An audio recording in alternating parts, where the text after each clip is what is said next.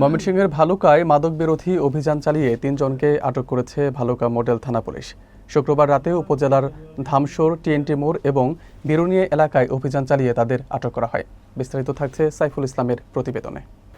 Bhaluka model থানার officer in charge Humayun Kabir জানান, ধামসুর এলাকায় অভিযান চালিয়ে উজ্জ্বল নামের এক যুবকের কাছ থেকে ৫ গ্রাম হেরোইন উদ্ধার করা হয়। তিনি মৃত আবু সাইদের ছেলে।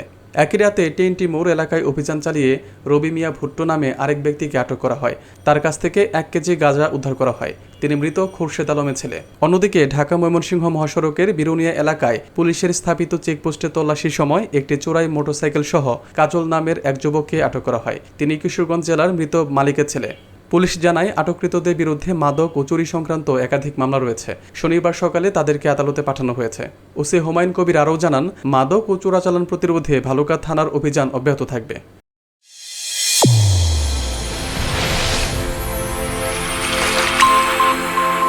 চ্যানেল A1 হৃদয়ের স্পন্দন।